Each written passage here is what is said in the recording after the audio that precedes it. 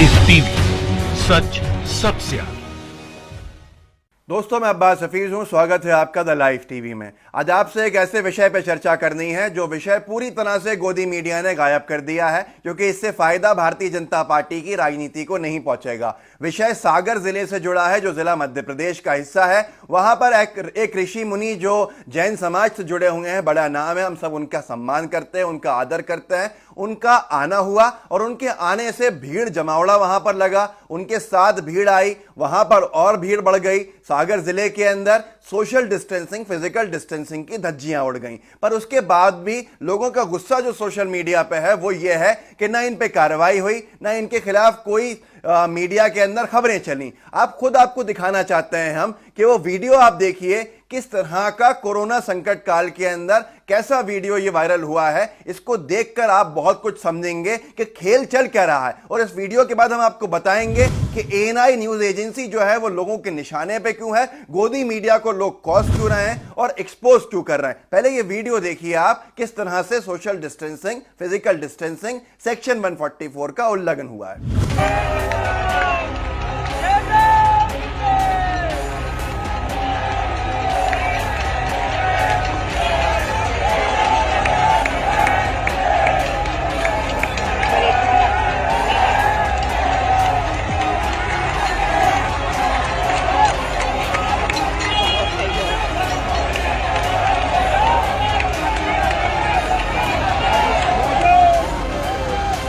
दोस्तों, देखा आपने किस तरह से उल्लंघन हुआ, किस तरह से धज्जियां उड़ी नियम कानून की। पर एसपी साहब का कहना यह है वहां के कि मैंने आदेश दे दिए हैं, डायरेक्शंस दे दिए हैं जांच करने के कि अगर किसी ने उल्लंघन किया है फिजिकल डिस्टेंसिंग, सोशल डिस्टेंसिंग या सेक्शन 144 का, अगर कहीं वहां भीड़ जमा हुई है तो हम कार्रवाई करेंगे, केस दर्ज करेंगे। तो हुजूर, मैं आपसे इतना पूछना चाहता हूं और जनता पूछना चाहती है कि ये वीडियो काफी नहीं थे आपके लिए? जिस तरह से आपने बयान दिया तो मुझे लगता है कि कहीं ना कहीं किसी एजेंडा का हम शिकार हो रहे हैं, जो हमको समझना होगा।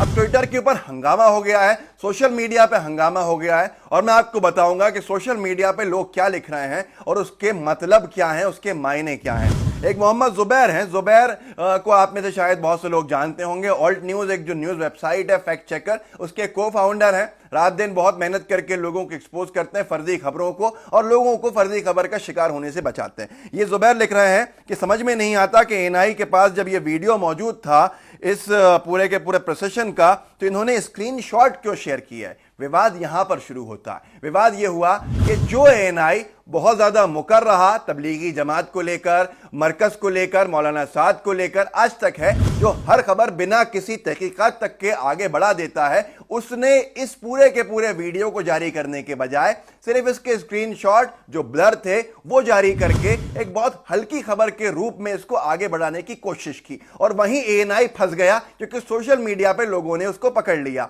और ये वीडियो लोगों के पास था तो लोगों ने डाल दिया। वहीं पर एक और आगे यूजर लिखते हैं ट्विटर पे, रवि नायर नाम है इनका।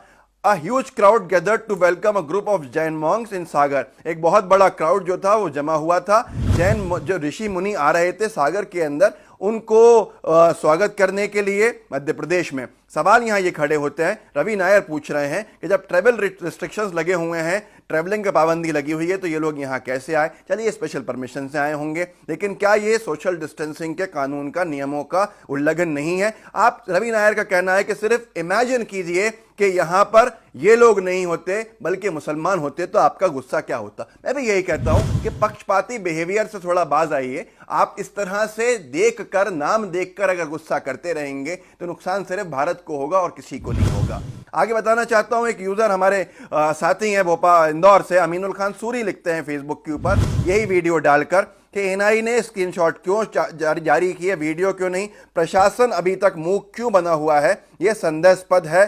मैं किसी समाज के खिलाफ नहीं हूं, सिर्फ एक समाज के नाम तुष्टीकरण की राजनीति के खिलाफ हूं। कानून सबके लिए बराबर होना चाहिए।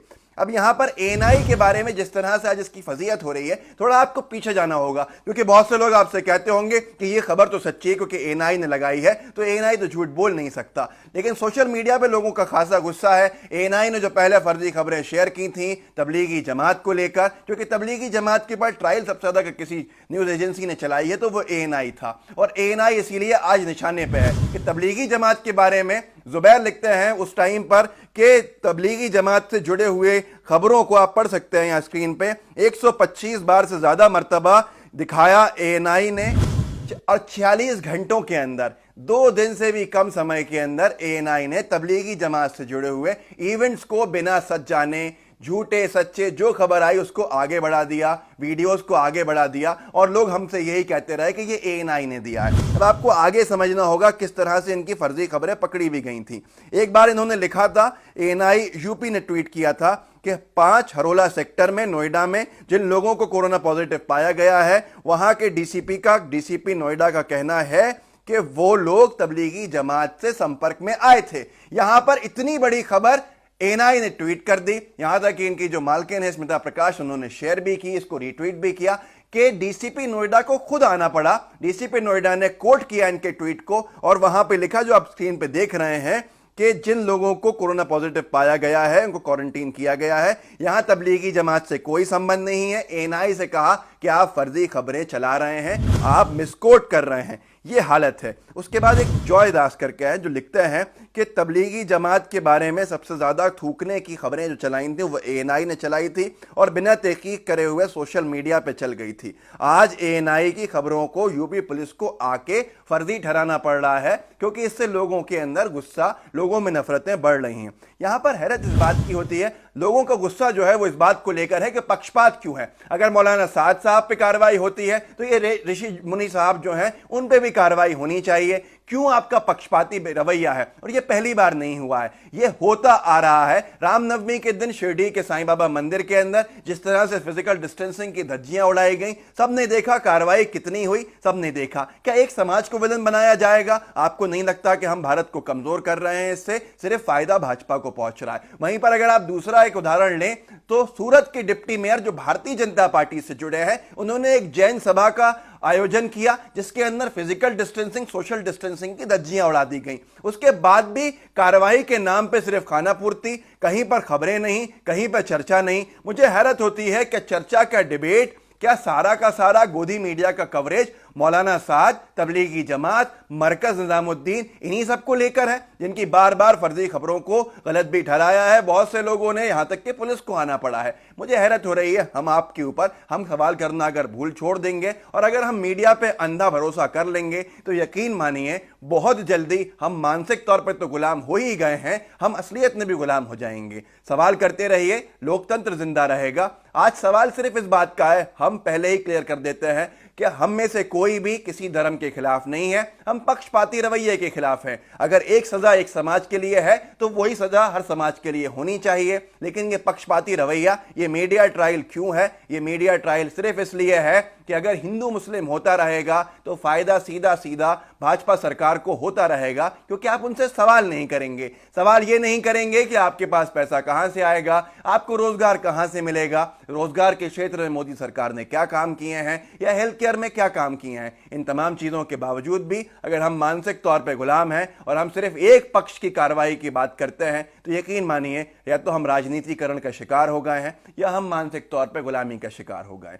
सवाल करते रहिए। अगर हमारा वीडियो समझ में आया है आपको तो इसको शेयर कीजिए, इसका लिंक कॉपी कीजिए, अपने व्हाट्सएप ग्रुप पे शेयर कीजिए, हमारे चैनल को सब्सक्राइब कीजिए, बेल आइकन दबाइए ताकि नोटिफिकेशन कोई मिस नहीं हो। जय हिंद, जय भारत।